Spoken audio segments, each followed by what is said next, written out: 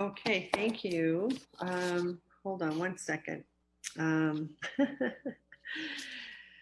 don't have a list in front of you? I do have a list. Oh, you do? Go ahead, Kate, then. So I'll take a roll call now. Stephanie Najjar. Is present. Richard Shruhan. Here. Peter Bakula. Present. Kate O'Brien. Here. Ann Quinn. Don McAllister. Here. Wes Merrill. Here. Stephanie Dallaire. Present. Morgan Yo. Here. Francis Bellucci. Absent. And Tom Pappas. Present.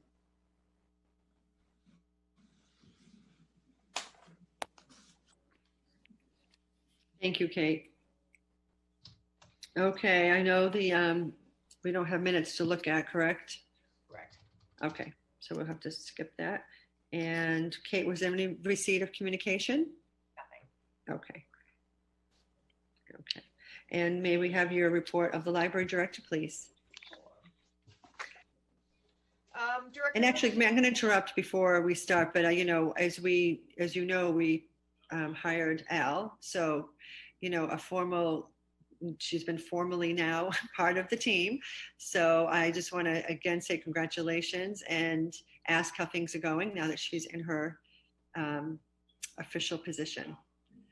So far, so good. There's not a huge change, honestly. We've been doing this together for exactly a year as of today. So it's good to have her getting paid correctly. And it's really good to have her officially in her office and official now. And it's not that the staff didn't see her as the official assistant director. I think it's just good for everyone to get this settled and to be able to move on with their lives. Nice. Thank you. She's doing a fabulous job, as we all expected she would. Yes. That's what I'd like to hear. Thank you. All right, so go ahead with your report. Thanks. Sure. So the director's report to the Board of Library Trustees for October. Staffing. Staff continue to work 85% in building at all 3 locations. After Assistant Director Al Hayden's promotion mid-September, the position of Senior Children's Librarian was left vacant and will not be filled until that staff member is needed for the reopening of the Children's Department. Other staff, including Senior Teen Librarian Joanna Correa and Assistant Director Hayden, are helping to continue children's services in the meantime. President Najjar and I met with the mayor at the end of September, and after explaining our staffing needs and concerns, I am confident that we will be able to fill the hours that were left open by the resignations of the West Branch Children's Librarian and Archivist last month. We are finalizing job descriptions. Reopening. President Najjar and I met with the mayor and head of HR in late September.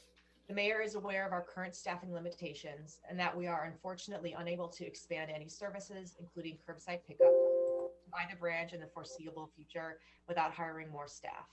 Because no funds are able to be added to the library's budget now, we are therefore letting patrons know as they ask that branch services are suspended until more staff is hopefully able to be hired. We have calculated that curbside services could be added to the branches if we were able to hire 4 part-time staff for a total cost of approximately $38,000 for the remaining of FY21. The mayor and City Hall hope to make future decisions regarding opening to the public in early November, and we will confer with the mayor at that time to make a decision regarding opening the main library for appointment-based computer use. No computer services will be possible at the branches. Browsing will come after computer use, but it is not in our short-term plans, all depending on the state of the pandemic in our area and the safety of staff and patrons.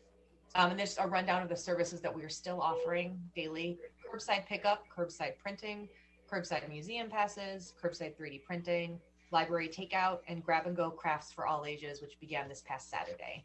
And then coming soon, our expanded library of things, and then one-on-one Zoom browsing for parents and educators.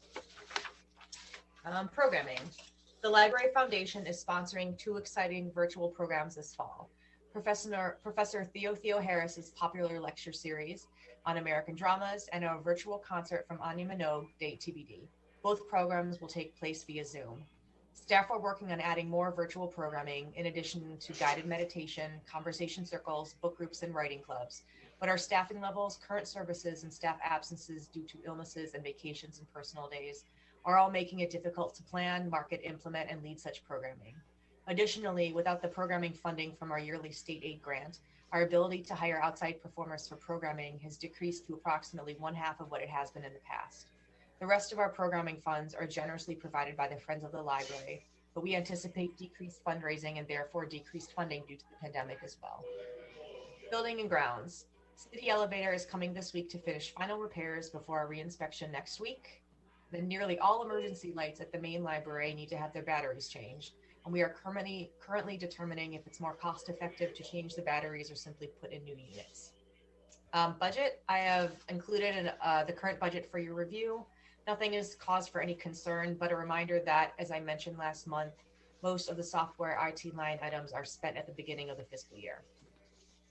Historically, we have received approximately $67,000 each year in state aid through the MBLC certification, which was spent on programming, supplemental books and materials, building projects, and the conservation of the Audubon prints. As of now, we have approximately $38,000 remaining, with no funds remaining that are earmarked for Audubon prints or programming due to our normal spending last year. I do not want to reallocate any funds because I anticipate needing more funds for books and materials due to our budget cuts, nearly 13% cut from that line item, and we need to have reserve funds available for building and utility issues.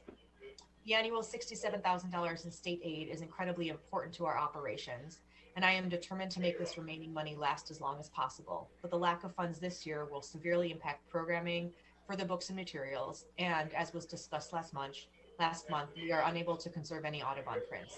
There is no city line item in our budget for programming or Audubon print restoration.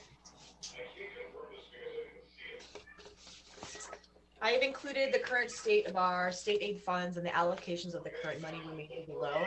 A reminder that these funds will continue to diminish and then disappear completely unless we remain certified or become certified again in the future.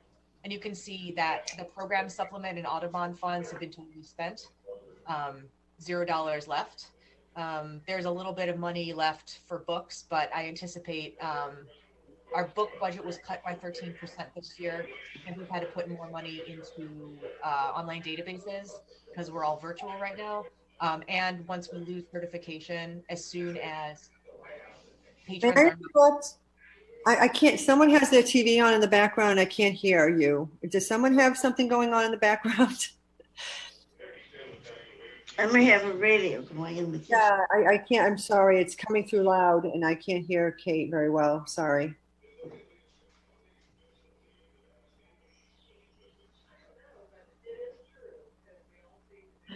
Sorry. I'm trying to listen to you and I can't. Do they have the Patriots on? You could leave it on. Yeah, I know. Of all things, I know tonight. Is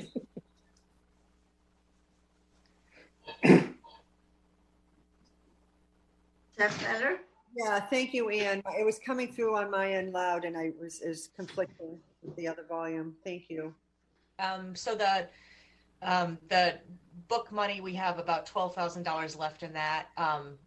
That money is going to be spent very quickly because as soon as we lose certification, and we have our patrons can no longer get books from other libraries, as soon as somebody requests something that we don't own, we basically need to purchase it for them.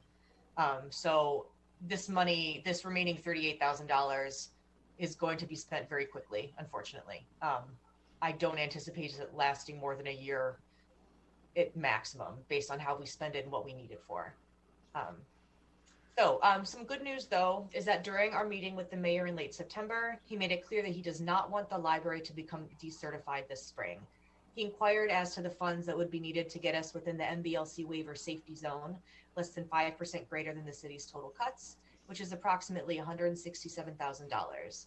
He stated he hopes that at the end of this year or beginning of 2021, the city has a more stable financial state and that the funds may be available to add to our budget line, helping us to achieve the waiver status with the MBLC. President Najjar and I are hopeful that we may still be able to get a waiver from the MBLC, but this won't be decided upon or made final until months from now. And then I included in the email today the following forms that I and the city need to submit in order to apply for the certification waiver.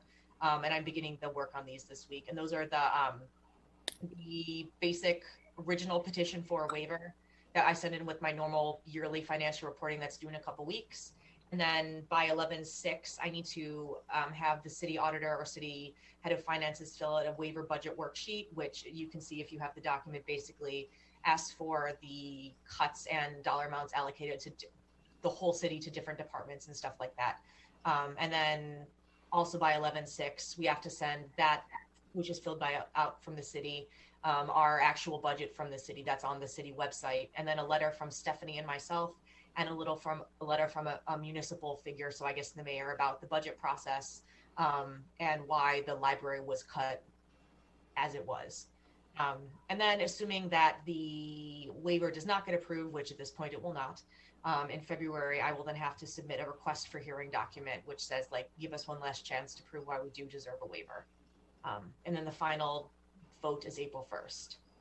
And then the Audubons, before he left, former archivist Eric Bauer found many documents pertaining to the city and library's legal responsibilities towards the Audubon prints. Most of the documents from 1989 pertain to the manner in which the Peabody Essex Museum was directed to maintain and then transfer the prints back to the library, with little being said about who is actually responsible for the future conservation of the prints. I have reached out to the city solicitor for help in translating these documents, and in the hopes that we can determine who is in fact legally responsible for their upkeep and in what time frame or other limitations. I've also included those documents for your perusal. And you are welcome. I know that Anne has already received these from Eric, and you're also welcome to read them and see if you can translate anything, because I cannot. So that's the end of my pretty short report for this month. Thank you. Great, thank you very much. Any questions for Director Merrill? Merrill. Wes, I'm looking at you. No, I'm glad to see the no additional problems with the elevator, and hopefully the inspection goes well. Jim Hafey, the head of facilities, has been in contact with them, and he said they promised, quote, a good inspection, unquote. Oh. And I laughed. Yeah, words are We will see. Oh, man. To fix that. I think we've heard that before, Wes. yes, many times. I'd like to see a director's report one time without the elevator being a topic, because we'll have to celebrate that time. Okay, do I hear a motion to accept the report of the director? So moved. Okay, second? Second. Wes, okay, all in favor? Aye, thank you. Okay, we move on to our reports of the committees, which I'm sure will be quick and brief. Wes, anything additional on building and grounds? No, nothing additional. Okay. Audubon prints, Rick? Nothing at this time. Okay. Historic Society, Mr. Pappas? Yeah, I spoke with Dick St. Pierre this month again, a few minutes. He's doing okay. There may be some changes in who's president planned for this coming year. And also there were some fun facts that came through about the Topsfield Fair. I didn't realize that it was here in Peabody, right in some of your neighborhoods. So really interesting, and I passed that along to everybody. And that is all I have to report from the Historical Society. Yeah, I appreciated that. That was a fun little tidbit in there. That was great. Mm-hmm. I'm just wondering why we couldn't keep it here in Peabody. How neat would that be? We wouldn't have to drive far. Well, remember the carnival that was over by Washington? As kids, we used to go to that big carnival every year. That's no longer either. Anyway, thank you, Tom. You're welcome. Don, anything on personnel? No, nothing more than the director's report. Okay, Anne, anything foundation on the? No, there's been nothing. The foundation met before the last trustee meeting. There's been nothing since then. Okay, all right, thank you. Okay, great. Do I hear a motion to accept the report of the committees? Motion to accept. Tom, thank Second. you. Second, Dawn, thank you. All in favor? Aye. Thank you. Okay. We had decided as far as unfinished business goes, I know, Anne, you and I emailed that. I don't know if you saw my email back, but we're going to wait to hear back. Kate, you said, I'm sorry, what's his first name again? Don Kahn. Don. Thank you. And just get back. So then we can kind of reopen that topic of conversation once we hear back. Is that okay?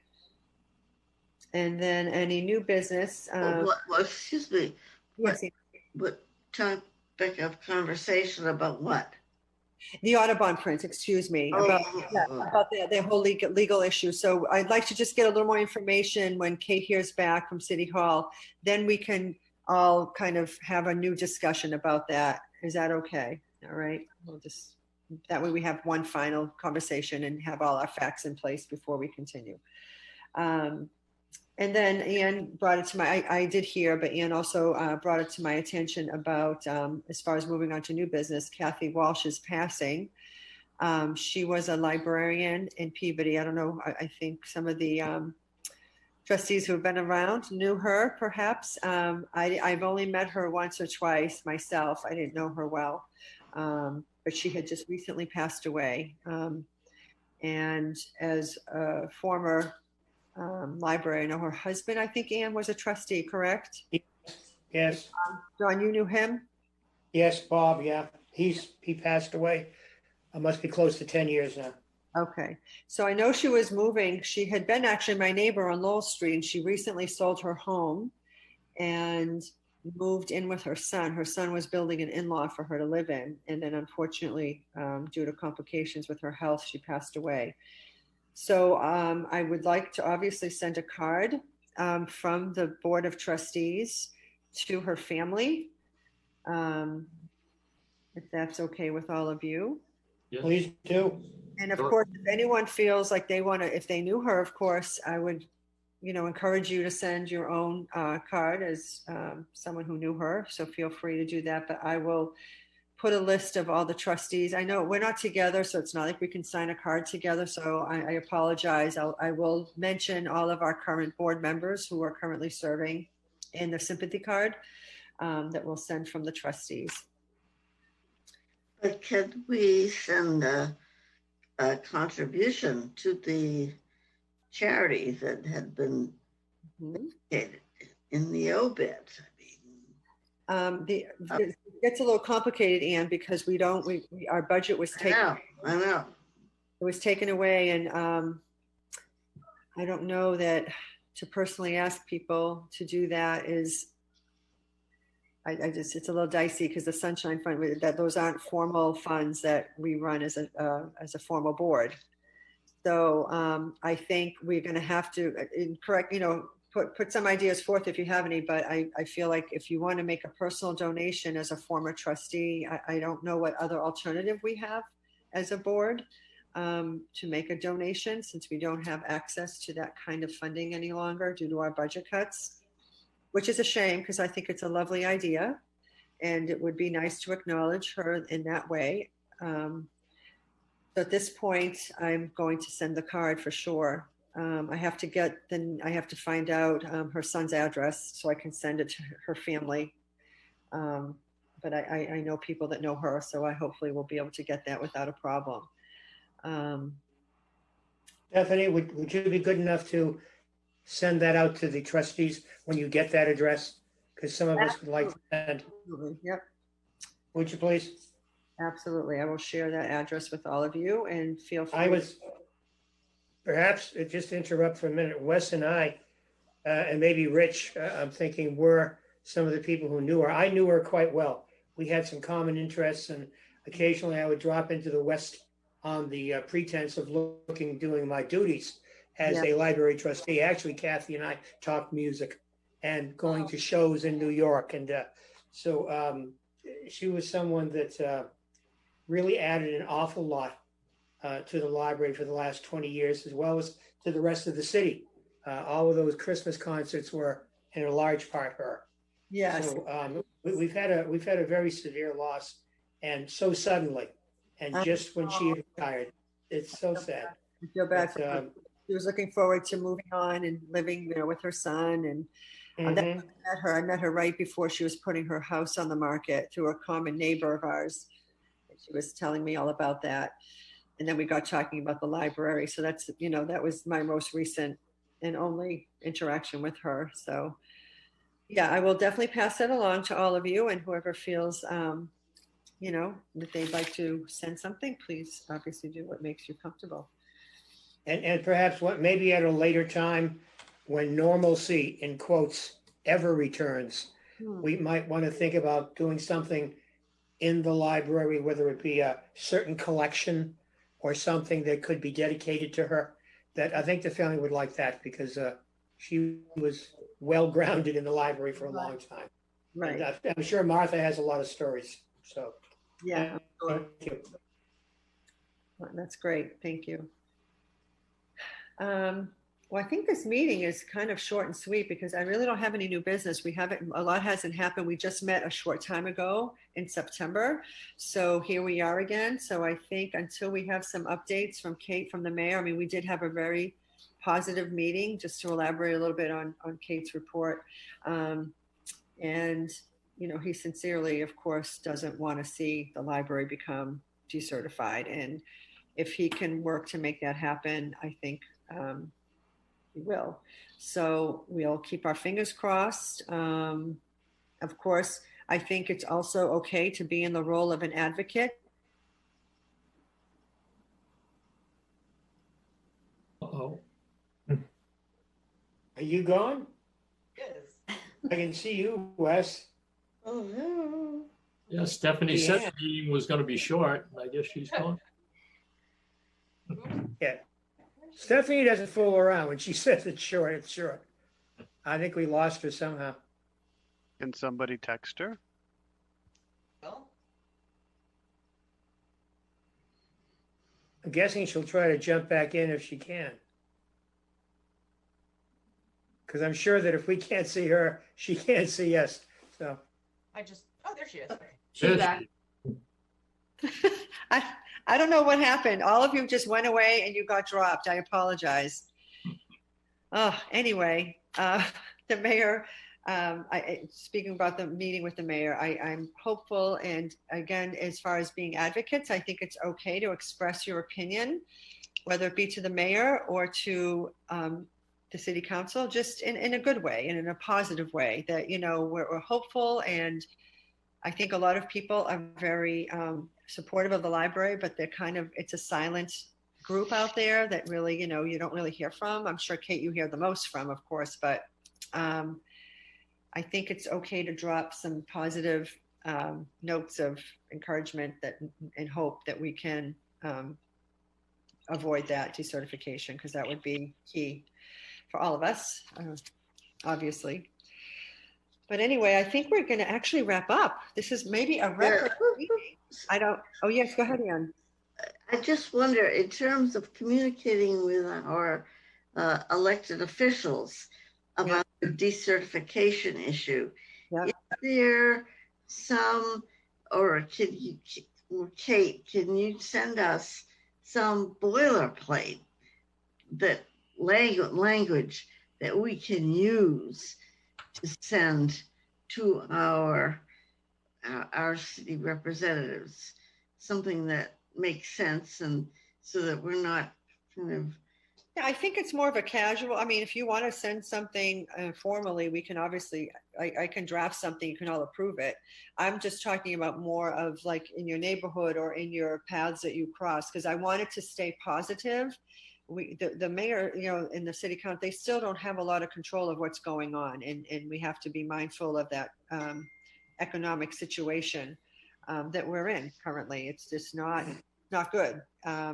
So I don't know that I want to do anything too formally. I think it's more just, you know, I'm sure you all see people out in your world and you communicate in your own way to people. So I think it's more, that's the point I'm making.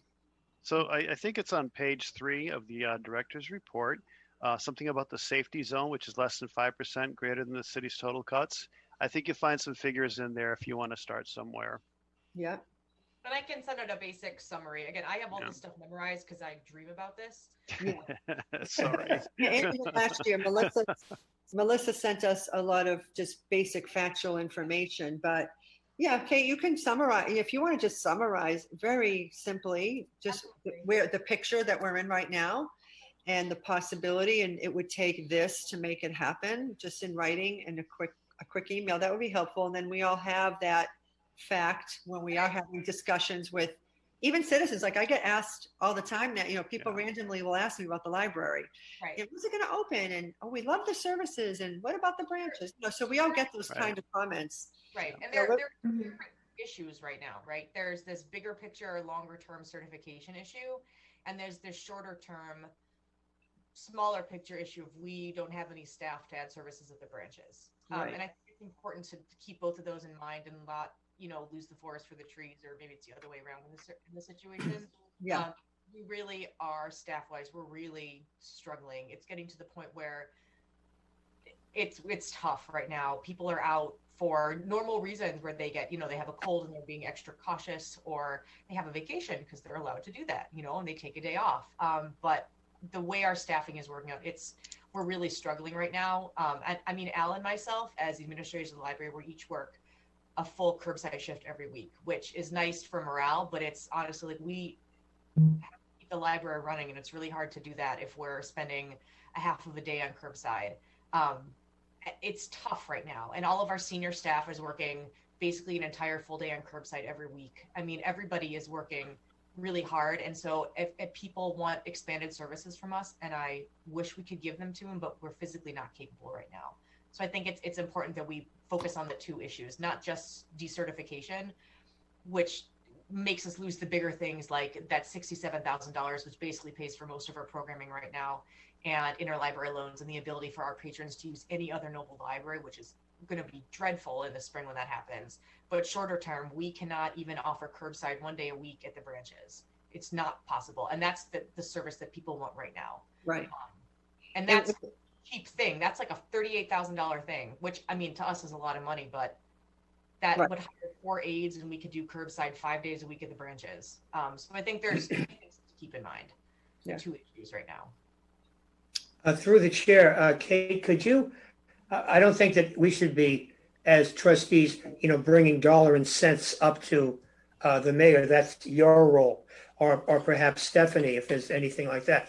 But could you, in those notes that you're going to be sending out, just say roughly, in order to continue at a minimal level, we will require, or we would be looking for approximately, and I'm making up this number, 38 to 40% of our established, just so that we have some idea, and also what we're asking for to the mayor.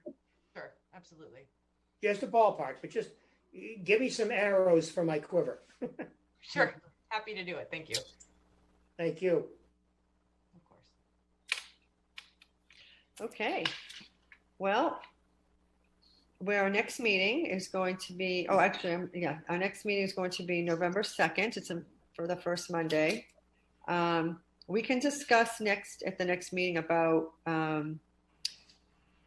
if you want to start thinking about, depending on how the numbers go in the city, doing any in-person meetings, the way the city council has been and the school committee has been. We can discuss that. I don't know. I'm just throwing it out there. But at November, we will definitely do virtual, and I'm curious to see how this whole winter is going to be. Anyway, we have no idea, but anyway, Kate will send everything out for November 2nd. Okay. Yeah, Ian, go ahead. I didn't get the minutes from last month's meeting. Did I miss something? No. Kate, we didn't get them, correct? Correct. Madeline was not able to complete them. Yeah. Okay. So we'll have to see what's going on in that with Madeline. So we'll follow up on that with all of you for sure. Okay. Yeah, you didn't miss it. I'm sorry. What was that?